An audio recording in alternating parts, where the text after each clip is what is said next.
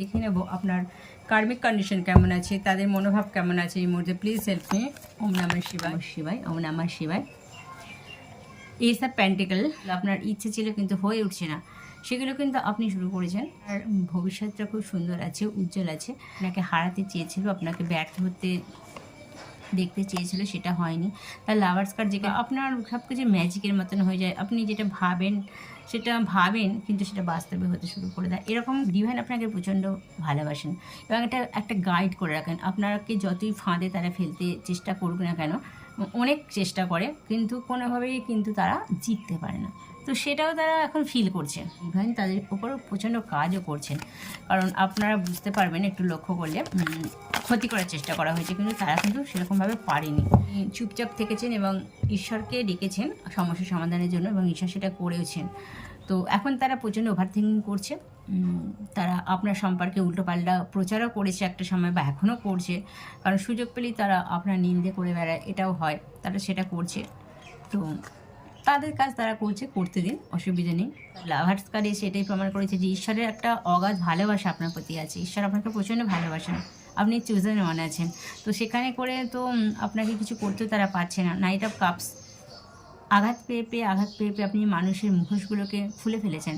খুব ভেবেচিন্তে তাদের সাথে মেলামেশা করেন, তাদের খারাপও চান না, কিন্তু আপনি একটা লিমিটে রেখে দিচ্ছেন। কিন্তু তারা লিমিট ক্রস করে আপনার লাইফে আসতে চাইছে, এটা হচ্ছে অনেকের ক্ষেত্রে।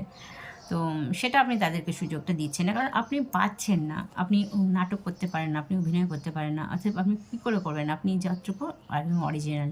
তো সেটা করে আপনি সেটা পাচ্ছেন না, তবে আপনি তাদেরকে যথেষ্ট কিন্তু শ্রদ্ধাও করেন, ভালোবাসেন এবং ক্ষমাও করে দিয়েছেন। দ্য হাই প্রিস্টেস, যেখানে কিন্তু আপনার মধ্যে যে একটা জ্ঞানের আলো, আপনার মধ্যে যে একটা দীপ্তি, আপনার মধ্যে যে একটা জ্যোতি, সেটা তারা না এখন ফিল করে, খুব থেকে দেখে যে আপনার মধ্যে কী এমন আছে জাদু, যে আপনি যেটাই করতে যান সেটাতে সাকসেসফুলি হন, যেখানে যান সেখানে সম্মান পান, সেখানে সমাদর পান। আবার আপনার মনে যত ইচ্ছা আছে আপনি না চাইতে পেয়ে যান, অথচ আপনি খুব সাধারণ থাকেন।